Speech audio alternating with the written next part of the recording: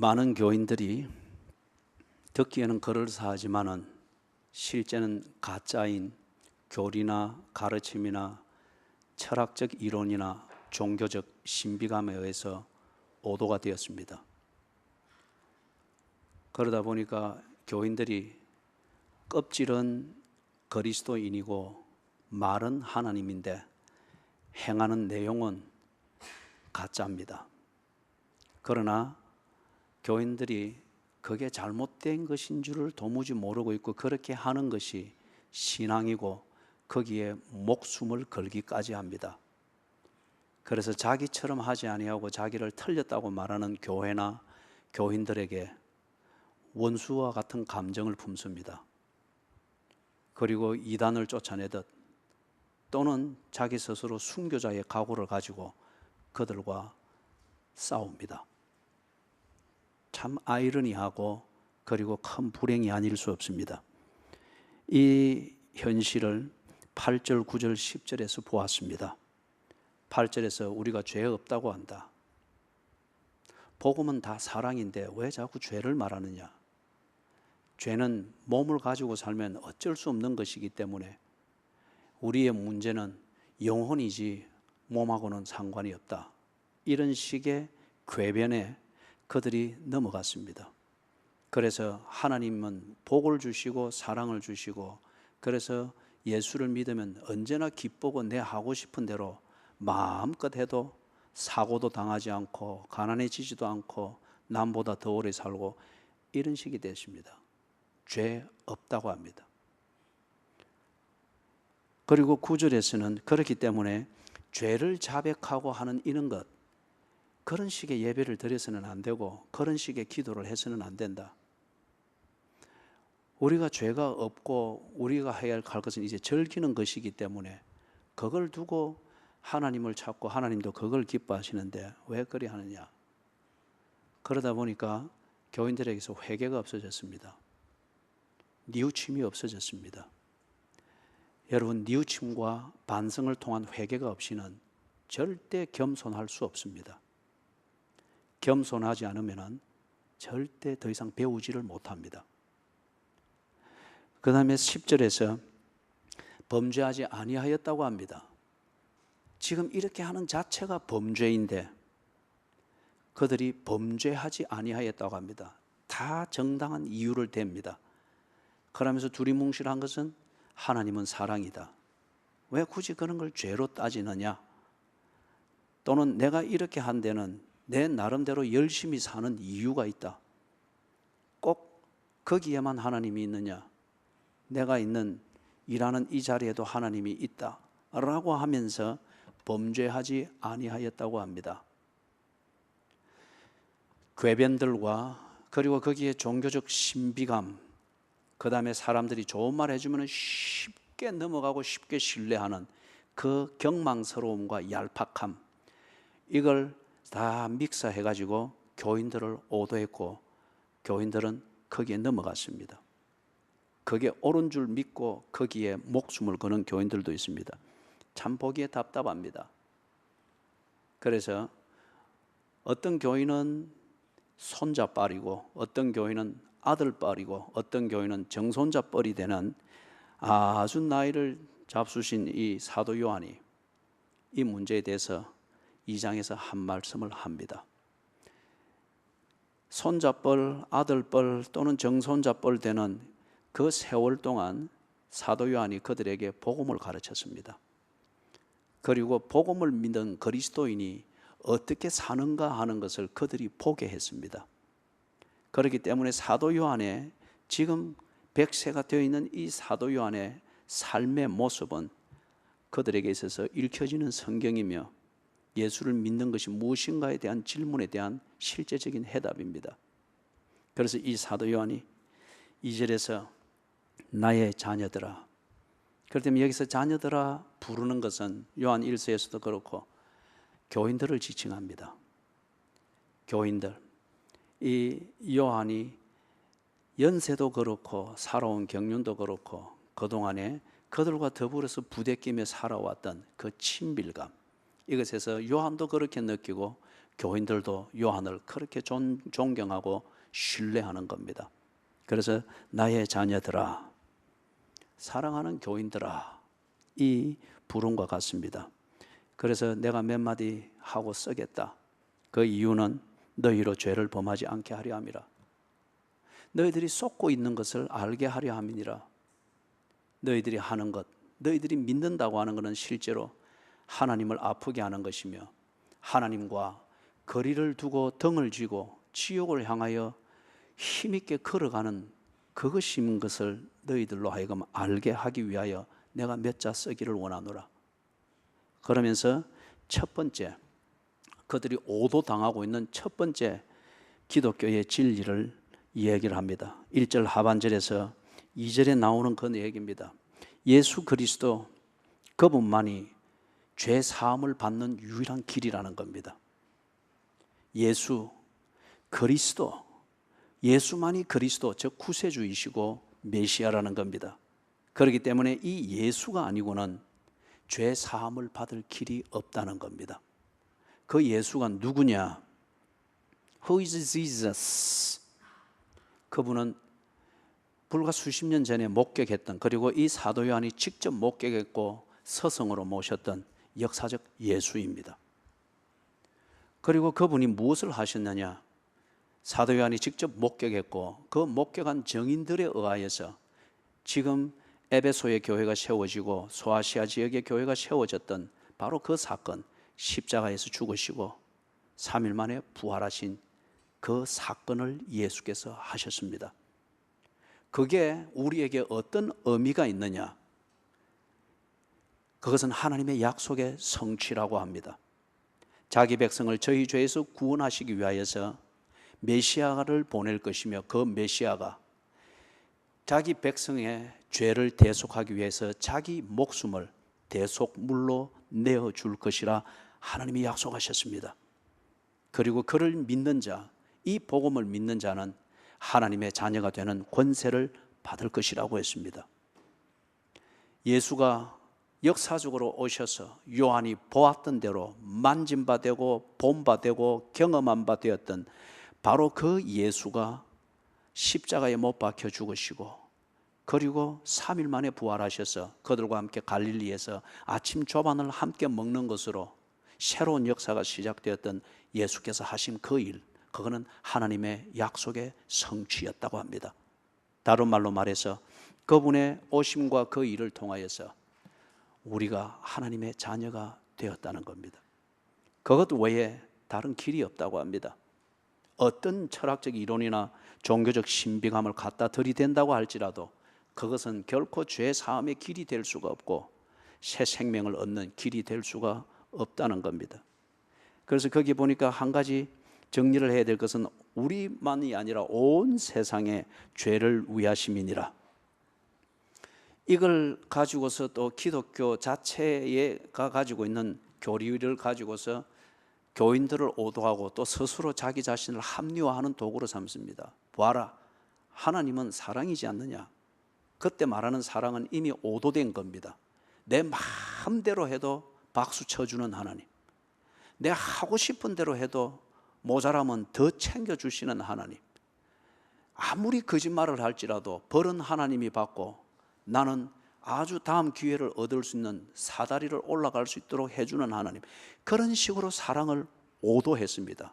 그러다 보니까 그 당시도 그렇고 현대 교회도 그렇고 못된 교인들이 너무 많습니다. 겉으로 신비감만 있을 뿐 속으로는 못된 교인들이 너무 많습니다. 그렇기 때문에 여기 온 세상의 죄를 위하심이니라, 이거는 요한복음 3장 16절, 예를 들면 요한복음 3장 16절과 같은 맥락입니다. 하나님이 세상을 이처럼 사랑하사 독생자를 주셨으니 이는 저를 믿는 자마다 영생을 얻게 하려 함이니라. 온 세상 사람들이 무조건 다 영생을 얻게 하는 것이 아니고 이는 저를 믿는 자마다 whoever believes in him, whoever believes in him, 단수입니다. 예수가 내게 오신 구세주이시며 그분이 나를 구원하시기 위하여서 내 죄를 대신하여 죽으시고 나를 부르신다고 하는 이것을 믿는 자, 그가 흑인이든 백인이든, 그가 아프리카 사람이든 아시아 사람이든, 가난한 사람이든 부한 사람이든, 잘 배운 사람이든 못 배운 사람이든, 건강해서 쓸모가 있어 보이는 사람이든, 아니면 장애가 있어서 사람들이 보기에는 쓸모가 없어 보이는 사람이든, 예수를 믿고 하나님의 약속을 믿는 자는 whoever believes in him must be saved to eternal life, 영생을 얻는다고 합니다. 이 복음은 온 세상에 전해지며 이 복음은 어떤 사람이든지 들을 수 있으며, 그리고 이 복음을 믿을 수 있는 문은 누구에게나 다 열려 있습니다. 그러나 영생을 얻는 것은 믿는 자만입니다. 당신은 믿습니까?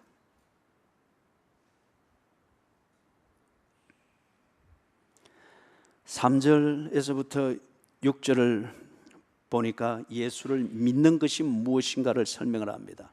다시 말해서 앞에 1절 2절 하반절과 2절에서 말했던 것, 죄 사함은 예수 그리스도를 통해서만이다.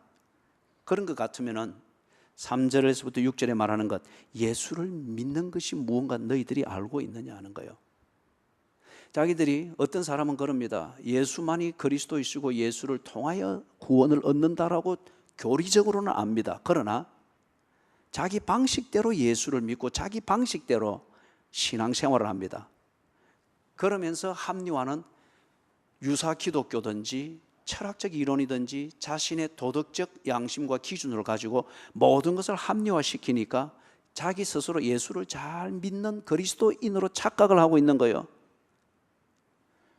그래서 이 사도 요한이 3절, 5절, 6절에서 예수 믿는 것이 무엇인가 하는 것을 그들의 상황과 눈높이에서 정리를 해주는 겁니다. 3절, 4절에서 하는 말이, 예수를 믿는 것은 그의 계명을 지키는 것이라고 합니다. 예수님을 믿는 것은 이 계명, 간음하지 말라 계명을 주신 것을 지키는 겁니다.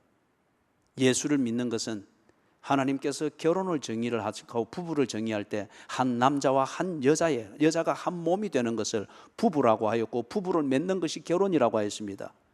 그렇기 때문에 나는 예수를 믿고 예수의 사랑을 본받아서 남이 하지 못하는 이 사랑과 정의를 실천한다 하여서 동성애를 주장하고 이것을 보편화시키려고 그거 정의감이랍시고 목숨을 거는 것, 그가 기독교의 이름을 팔고 기독교의 사랑으로 양념을 칠 수 있는지는 모르지만, 그러나 그는 예수를 믿는 사람이 아닙니다. 자신의 정의감과 자신의 인권에 대한 철학을 믿는 사람이지 예수를 믿는 사람은 아닙니다. 예수를 믿는 것은 그의 계명을 지키는 것입니다. 그의 계명 중에 하나가 간음하지 말라입니다. 그의 계명에 결혼을 말하고 있고 부부를 말하고 있습니다. 5절에서 좀 더 구체적으로 말씀합니다. 예수를 믿는다고 하는 것은 그의 말씀을 지키는 자입니다. 왜냐? 계명이라 말할 때 사람들이 이것을 그냥 교리적 틀에서 이야기를 하고, 그러다 보니 교인들이 관습화되어지고 화습화되어지고 기계처럼 그냥 내 삶의 패턴에 익은 대로 빙빙 돌아가는 것으로 나는 신앙생활 잘 하고 있다고 여기는데, 그 계명이 뭐냐? 그 계명은 말씀이라는 거예요. 말씀은 지극히 인격적입니다. 지극히 인격적입니다. 인격적 관계와 교제가 없이는 말씀을 듣고 말을 내가 반응을 하고 하는 건 있을 수가 없습니다. 그냥 남겨놓은 교훈집 하나를 읽으면서 내 입장과 내 이해에 따라서 그냥 내가 만든 존중이라는 이걸 가지고서 할 수는 있어요. 그러나 말씀을 듣고 내가 그것에 대해서 내 말로 커뮤니케이션, 대화를 한다고 하는 것은 불가능합니다. 이 말은 뭐냐? 예수를 믿는다고 하는 것은 인격적으로 그분의 말씀을 지키는 것이라고 하는데, 이게 그 5절 하반절에 말하는 게 하나님의 말씀이 그 속에서 온전하게 됨이니라. 그 하나님의 말씀이 그 속에서 온전하게 됨이니라. 여러분, 어디에서 무엇을 하든지 간에 그 사람이 하는 행동은 이미 정해져 있습니다. 무엇에 따라서 그 행동이라고 하는 게 만들어지죠. 내 속에 꽂혀 있는 말입니다. 생각입니다.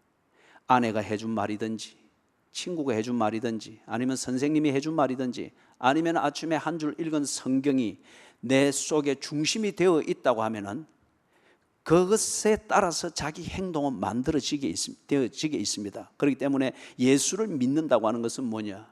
하나님의 말씀이 내 속에서 온전하게 되어진 것, 나를 지배하고 있고 내 관심이 거기에 꽂혀 있는, 이게 예수를 믿는다는 것입니다. 6절에서 또 다른 표현으로 이야기합니다. 예수 안에 산다고 하는 자가 누구냐? 예수를 믿는 것은 예수 안에 사는 겁니다. 저는 한 여자의 남편입니다. 왜 한 여자의 남편이냐? 나는 그 여자 안에 살고 있습니다. 그 여자는 내 안에 살고 있습니다. 그래서 나의 아내라고 하는 그 여자가 아침에 준비해 놓은 와이셔츠와 넥타이를 아무 군소리 없이 그대로 메고 입고 왔습니다. 너무너무 기분이 좋습니다. 여러분이 어떻게 보고 어떻게 평가를 하든 그거는 미적 감각일 테고, 저는 너무너무 기분이 좋고 너무 평안하고 너무 자신감이 있습니다. 내가 그 안에 살고 있는 나의 아내가 내 안에 있다고 하는 이것을 확인시켜주는 하나의 에피소드이기 때문에, 하나님 예수를 믿는다고 하는 것은 뭐냐? 그 안에 사는 것입니다. 그 안에 사는 것이 뭔가? 이것을 증명하는 것은 그가 행하시는 대로 자기도 행할지니라. 저게 교인들이 대구에 있을 때는 여러분 정말 넥타이와 와이셔츠가 많았어요. 좀 과장해서 말하면은 주일마다 교인들이, 이 교인이든 저 교인이든 와이셔츠든 넥타이를 선물을 했어요. 그래서 제 목을 한번 감고 버림받은 넥타이가 얼마나 많은지 모릅니다. 선교주로 다 갖다 줬어요. 교인들이 준 그 넥타이나 와이셔츠 참 귀한 선물이지만은, 그러나 무엇보다도 저는 거기에 대한 미적 감각은 별로 없습니다. 내가 알아서 해라면 늘 매는 것만 맵니다. 그게 편하니까. 손이 딱 가면 그냥 그게 나오니까. 그죠? 검은 거 아니면은 파란 거. 그런데 어떤 선택이기 전에 내 아내가 선택해놓고 거기 걸어놓으면은 두말 않고 저는 그걸 맵니다. 왜냐? 6절 하반절에 있는 것처럼 그가 행하시는 대로 자기도 행할지니라. 이게 그 안에 산다고 하는 것의 증거입니다. 사랑하는 여러분, 예를 들어서 설명하기를 원했던 겁니다. 예수를 믿는다고 하는 것은 예수 안에 사는 것인데, 예수 안에 살고 있다고 하는 것은 증명을 해야 됩니다. 그가 행하시는 대로 해야 합니다. 예수께서 새벽 기도를 하셨습니까? 새벽 기도 그러면 해야 됩니다. 예수께서 이웃을 사랑하기 위해서 자기를 희생하는 때들이 있었습니까? 그러면 당신도 그리 해야 됩니다.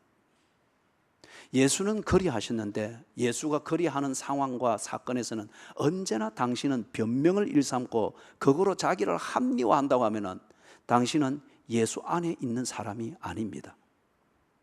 예수 안에 있는 사람, 예수를 믿음에도 불구하고 여전히 그것을 그렇게 하고 있다고 하면은 당신은 참 하나님을 아프게 하는 못난 사람입니다.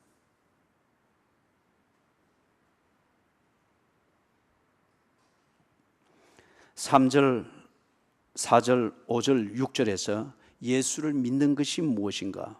그것은 그분의 계명을 지키는 것인데, 그 계명은 바로 그분의 말씀이고, 그 말씀이 내 안에서 육화되어지는 것은 바로 내가 그분 안에 있다고 하는 것이다. 이거는 말이나 분위기나 신비감으로 되는 것이 아니다. 네 삶으로 증명이 되어져야 된다. 어떻게 해요? 그분이 행하시는 대로 너도 하여야 하느니라. 이게 지금 1절 하반절과 2절에서 말했던 첫 번째 기독교의 진리, 예수 그리스도 외에 죄사함 받는 길이 없다는 거예요. 그런데 이 많은 교인들이 죄사함 받을 길이 다른 데도 있고, 죄는 문제가 되지 않는 것이라고 가르치는 종교들과 철학적 이론들, 특히 영지주의의 이론에 들으니까 편하고 나를 쉽게 합리화시킬 수 있으니까 그렇게 넘어가서 죄사함 받은 것처럼 행세를 하고, 그리고 신비감을 가지고 거룩이니 헌신이니 하면서 하는데 예수가 행한 것과는 너무 정반대로 살아가고 있단 말이에요. 그래서 지금 사도 요한이 이것을 말씀을 한 겁니다. 그 다음 7절에서부터 11절 사이에서 기독교의 두 번째 진리를 이야기를 합니다. 바른 신앙이 무엇이냐? 다들 예수를 믿고 내가 믿는 게 옳고 내 방식이 옳다고 하면서 나와 다른 것은 다 틀렸다고 정죄를 하는데, 바른 신앙이 무엇이냐? 그것은 구약과 신약을 동시에 받아들이는 것이라고 합니다. 구약과 신약 이 두 개가 합쳐져서 참빛이 이루어진다는 거예요. 이 교인들이 어떤 이론이나 종교적 분위기에 오도가 되어지면서 구약은 무서운 것이고 잔인한 것이고, 그리고 그것은 신약이 온과 함께 유효성이 끝났기 때문에 신약을 가지고, 그리고 신약을 말할 때에도 신약은 사랑이고 용서니까 지 마음대로 사는데 필요한 도구로 받아들이는 거예요. 그거는 참빛이 아니니라. 하나님의 말씀, 하나님이 주신 진리를 가지고 네 방식에 맞도록 코팅을 한 바람에 너는 어두움 가운데 있느니라. 참빛은 구약과 신약이 조화를 이루며, 그리고 구약과 신약을 통해서 완성되어진 바로 그 진리, 이것을 깨닫고 이것을 믿는 것이 바로 참빛 안에 있는 것이니라. 그 참빛이 무엇이냐? 예수 그리스도의 복음이라고 지금 사도 요한이 증명을 하고 있는 겁니다. 예수 그리스도, 그분은 구약의 완성이며 신약의 주인공이라는 거죠. 그래서 예수 그리스도, 그분을 알고 그분을 믿는 것, 이게 하나님의 말씀을 바로 알고 하나님의 말씀을 온전히 순종하는 것이다. 예수 그리스도의 복음은 사람들을 생명으로 인도했습니다. 그렇기 때문에 그게 빛입니다. 참빛입니다. 그런데 많은 교인들이 오도되어진 종교적 가르침과 철학적 이론들, 듣기에 좋고 도덕적 대안들이 뭔가 내게 우선 편리한 것 같으나 이것은 사람들을 죄와 사망으로 이끌었습니다. 어둠이라는 거예요. 오늘날도 그렇습니다. 교인들이 어설픈 논리와 관심을 가지고서 종교적이거나 철학적이거나 도덕적 신비감이 있는 어떤 이런 게 있으면 관심을 가지고 믿어보려고 합니다. 그러나 그게 예수 그리스도의 복음이라는 주제로 전환이 되어지면 졸기 시작합니다. 당신의 믿음을 의심하십시오. 앞에서도 말했잖아요. 예수를 믿는 것은 체질입니다. 체질이 그렇게 돼야 됩니다.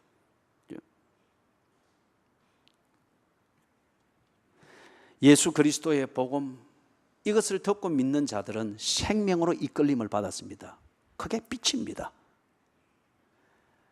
관심을 가지고 매력을 느꼈던 종교적 가르침이나 철학적 이론들, 여기서 몰입을 했으나 그 교인들이 실제로는 죄와 사망 가운데로 끌려갔습니다. 어두움입니다. 듣기에 좋고 보기에 좋을 뿐, 그러나 어둠입니다. 그렇죠. 모든 짝퉁은 보기에 좋습니다. 모든 거짓말은 참말보다도 더 믿을만하게 들립니다. 모든 거짓말쟁이나 사기꾼들은 성자보다도 더 거룩하게 보입니다. 가짜의 속성입니다. 그러나 그게 어두움이라고 하는 것을 알아야 합니다. 9절, 10절, 11절에서 그러면 누가 그리스도인이냐? 너희들이 자꾸 다투는데 내가 그리스도인이다, 내가 참된 신앙을 가졌다, 이게 바른 신앙이다. 누가 그리스도인이면 누가 바른 신앙을 가졌느냐? 이것을 증명을 하는 것은 간단하다는 거예요. 형제 사랑이라는 겁니다. 에베소 교회를 비롯하여서 소아시아에 있는 이 교회들이 계속 사랑의 이름으로 다투고 믿음의 이름으로 다투고 신앙의 이름으로 다투고 네가 옳리 내가 옳리.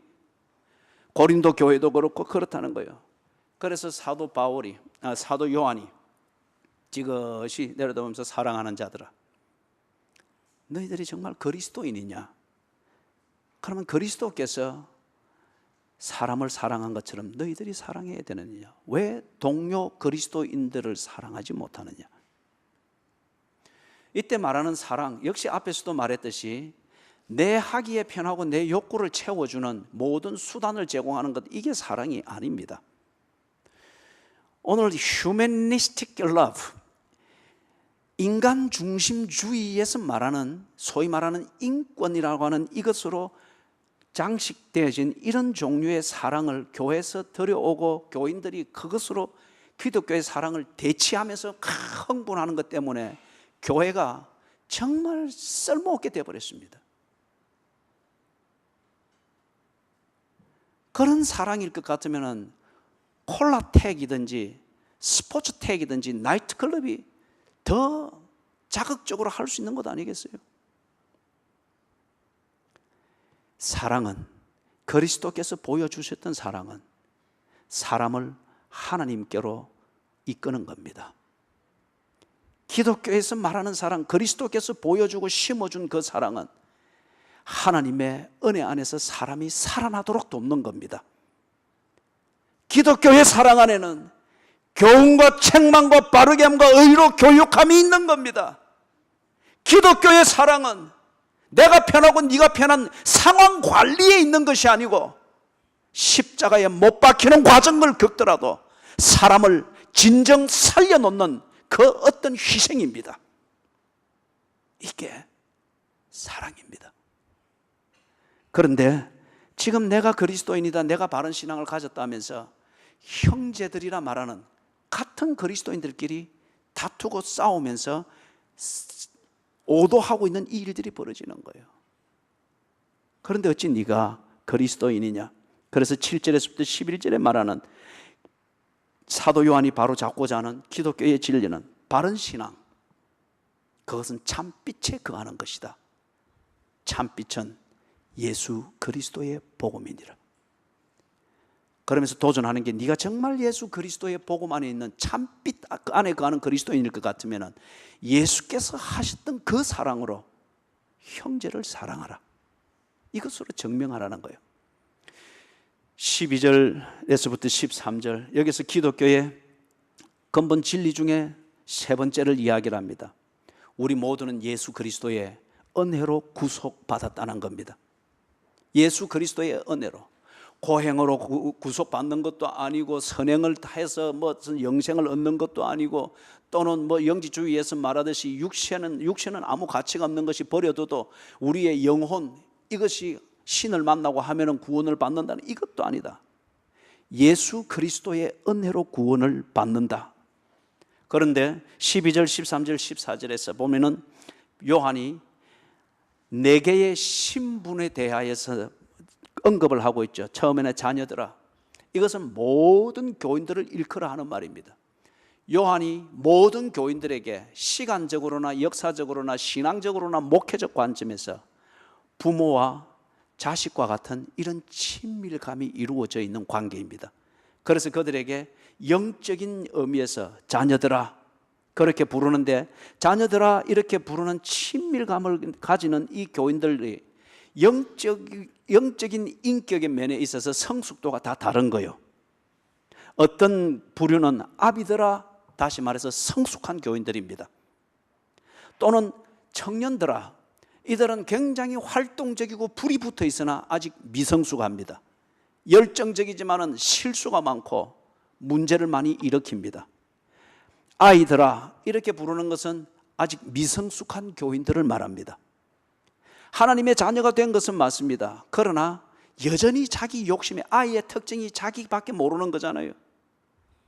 그리고 안 되면 울어버리잖아요. 이런 아이와 같은 교인들이 있는 거예요. 그래서 이 교인들 가운데에서 특히 세 부류, 성숙한 교인들, 아비들아 부르는 성숙한 교인들, 청년들아 부르는 아주 활동적이고 불이 붙어 있으나 아직 ABCD를 모르고 정리가 안 돼 있는 교인들, 그리고 아이들아, 참 교인이지만은 정말 답답하고 지 하나 옷가림도 못해서 교회에 부담이 되어지는 이런 미성숙한 교인들이 있는 거예요. 그런데 이 교인들이 이런 성숙도의 차이 때문에 다투고 싸우는데 더 심하면은 너는 틀렸다는 거예요. 너는 그리스도인이 아니라는 거예요. 그래서 사도 요한이 그렇게 말을 하는 겁니다. 자녀들아, 다투지 말아라.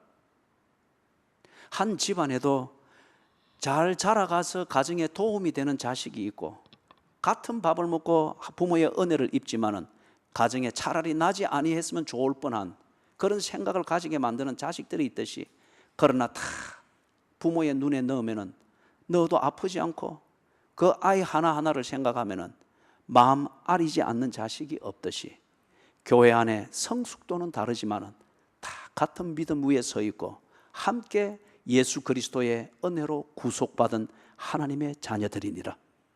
그 차이 때문에 서로 다투고 싸우지 말고 정죄하지 말아라.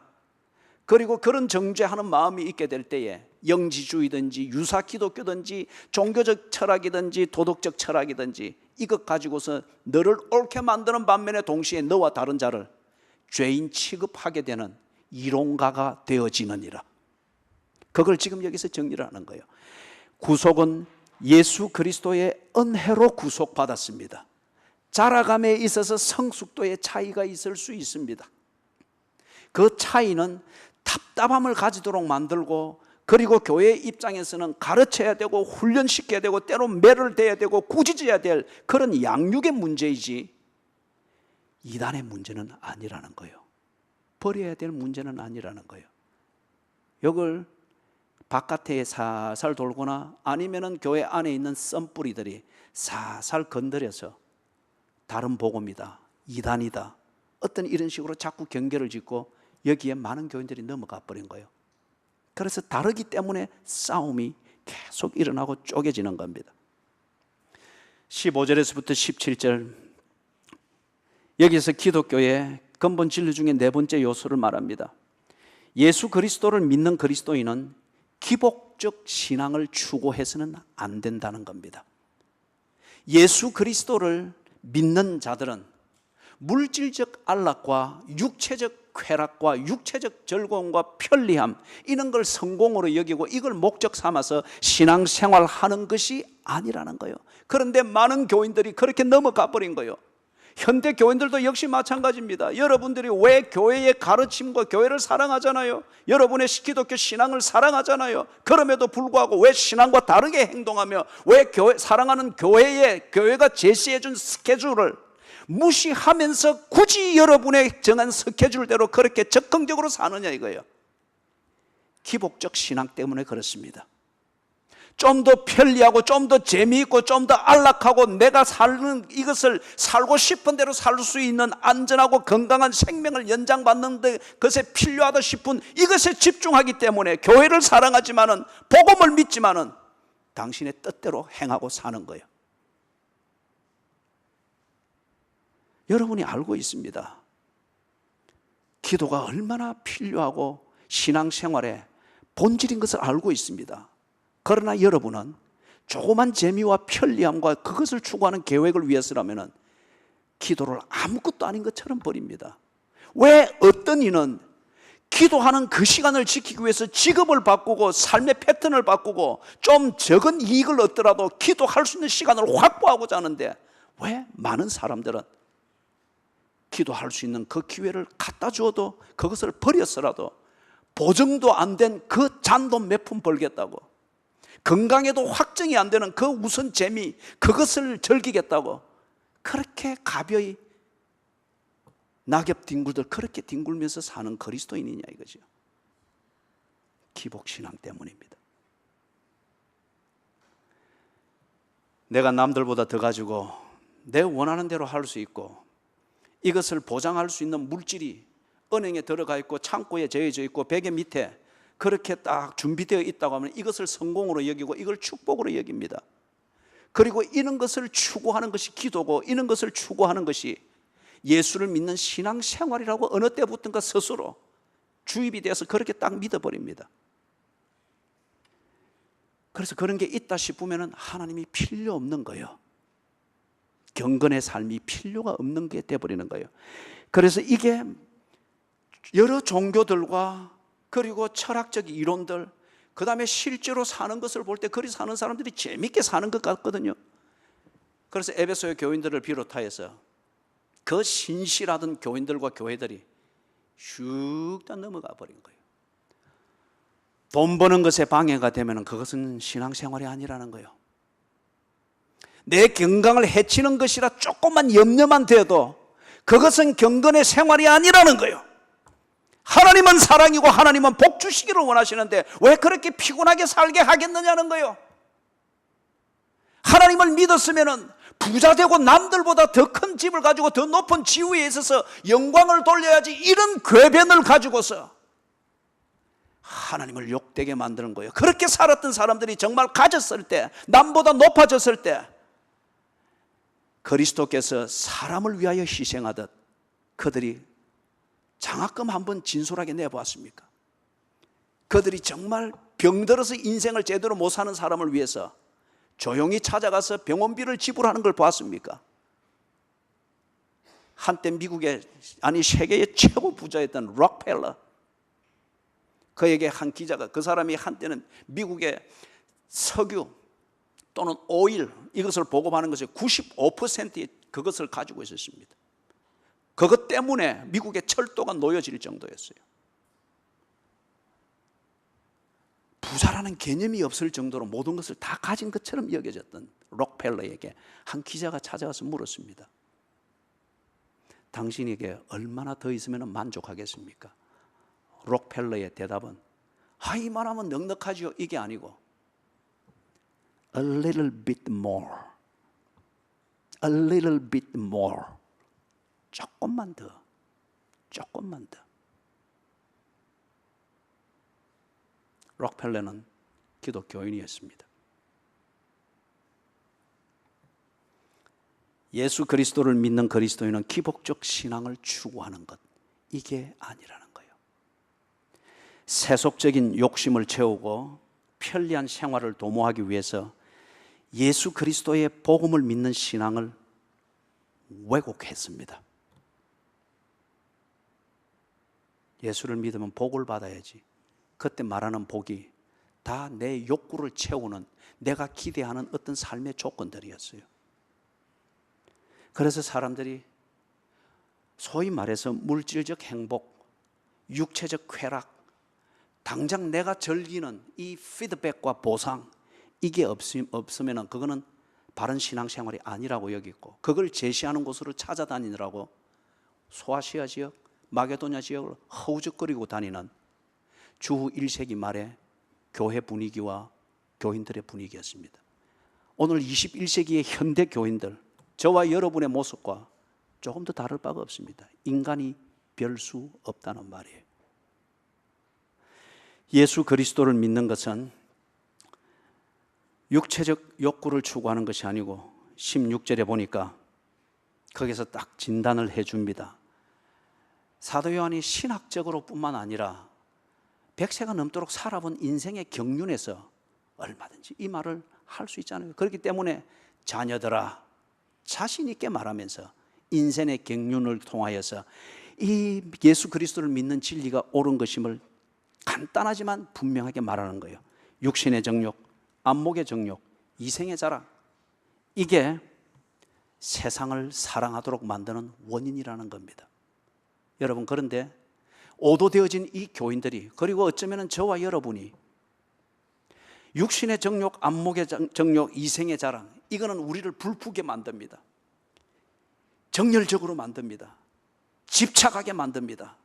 그리고 다른 것을 돌아보지 않고 쫙 뭔가 목적에 집중하고 있는 것처럼 보이도록 만듭니다. 이걸 자기 스스로 합리화하면서 하나님이 내게 복을 주셨다, 은혜를 주셨다, 그리고 육신의 정욕, 안목의 정욕, 이생의 자랑을 쫓아서 몸부림을 침을 삽니다.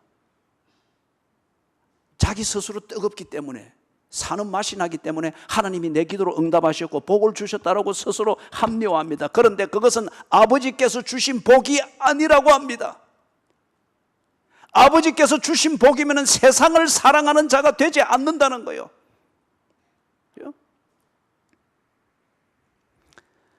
육신의 정욕, 안목의 정욕, 이생의 자랑, 나를 불붙게 만들고 뭔가 하나에 꽂히도록 만들고 이틀씩 잠을 자지 않고서 그것에 대해서는 여러분 몰입을 합니다. 그런데 설교 시간을 5분을 못 견디고 꼬박꼬박 졸고 앉아 있는 거예요. 그게 어떻게 여러분 하나님이 주신 은혜고 복입니까? 증명이 되잖아요. 유혹입니다. 하나님의 자녀를 유혹하는 것이 안목의 정욕, 이생의 자랑, 육체의 정욕입니다. 뜨겁다고 해서 그게 다 성령의 은혜가 아니라는 거예요. 결과를 보시라는 거예요. 하나님 아버지를 사랑하고 있습니까? 세상을 사랑하고 있습니까? 당신의 그 뜨거움으로 나는 그리스도인이다, 나는 전신된 교인이다라고 말하는데 내용이 세상을 사랑하고 있습니까? 하나님의 말씀을 순종하고 있습니까? 17절에서 모든 것이 다 지나간다고 합니다.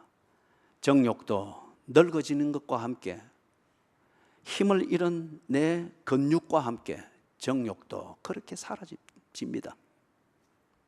자랑할 게 그렇게 많은 것도 다 늙어지고 세월이 내 몸을 통해서 닳아지고 나면은 자랑하고 싶은 것도 누구 한 명을 의지하고 싶은 그 외로움으로 다 변합니다. 내가 다 세상의 관점을 볼 때는 더 이상 정욕을 즐기는 자리에서도 나를 받아줄 수 없는 상태가 되고, 자랑거리가 없어져 버리니 자랑으로서 재미를 삼는 그 교제권에도 더 이상 끼일 만한 것이 없는 그때가 되었을 때 세상은 나를 버려버립니다. 콜라텍에도 들어갈 수 없도록 입장 중지를 시킬 거예요. 인터넷 채팅을 통해서 즐거움을 가지던 것도 당신이 누구인가를 알았을 때에 대번에 그 채팅방에서 쫓겨날 겁니다. 그런데 다 나를 버리고 쓸모없다 할 그때에 정욕도 지나가고 자랑도 내게 외로움만 남겨준 그 상태가 됐을 때 하나님은 나와 함께 계시더라는 겁니다. 나는 시원찮게 믿었으나 그 하나님은 신실하게 나를 지키고 계셨더랍니다. 한 얘기를 드리고 마칩니다. 인도의 한 부부의 얘기입니다. 일전에 한번 얘기를 했던 것 같은데, 부인이 너무너무 미인이었습니다. 남편이 이 부인과 결혼하게 된 것을 너무 좋아했으나 그 다음이 문제입니다. 모든 사람들이 볼 때마다 아름답다고 말하고 칭찬하는 이 부인을 어떻게 관리를 해야 될지 자기 스스로 어처정이 들기를 시작했습니다. 부인에 대한 사랑과 관심은 부인을 구속하고 구박하고 험담하고 신문하는 것으로 그렇게 나타났습니다. 착한 부인입니다. 그런데 어느 날 이 남편이 갔다가 오면서 가방을 하나 들고 온 거예요.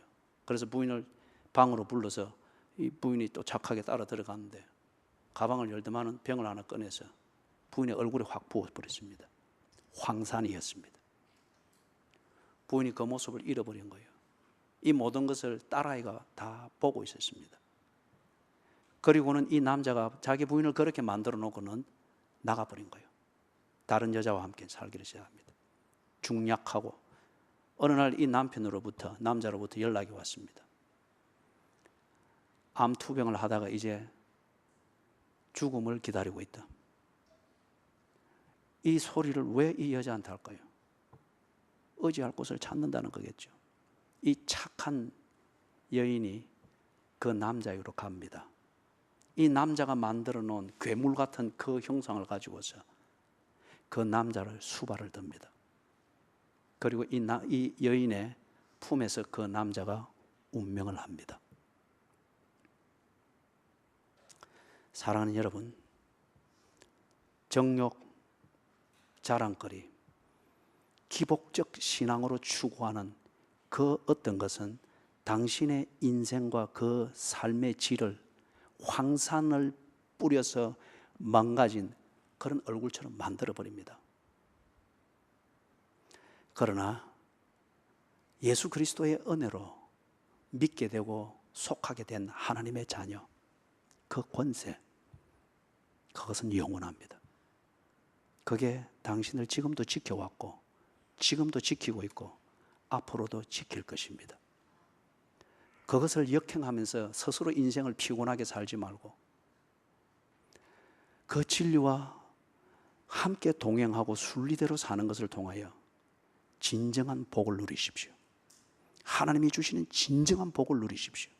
황산 뿌리고 도망가는 물질주의적 삶이 아니라 영원히 나와 함께 해주며 진정한 아름다움을 주는 예수 그리스도를 믿는 그 믿음 따라 바로 사십시오. 그게 예수를 믿는 것이며 예수를 믿는 자들에게 주시는 하나님의 은혜입니다. 하나님 아버지, 가짜가 우리 안에 많습니다. 더 못된 것은 이걸 옳다고 주장을 하고 있습니다. 더더욱 못된 것은 그 주장의 근거를 예수 그리스도를 십자가에 못 박은 종교들과 이론들과 그러한 도덕적 장식품을 가지고서 주장을 하고 있다는 사실입니다. 주여, 아비들에 해당되는 자들이 있고 청년들에 해당되는 교인들이 있고 아이들에 해당되는 교인들이 있습니다. 우리를 하나로 만들어 주시옵소서. 그리고 믿음의 눈이 열리게 해 주시옵소서. 예수 그리스도께서 주신 은혜를 따라 사는 순리의 삶을 통하여 진정한 복을 깨닫게 하고 그 복을 누리게 해 주시옵소서. 예수 그리스도의 이름으로 간절히 기도드리옵니다. 아멘.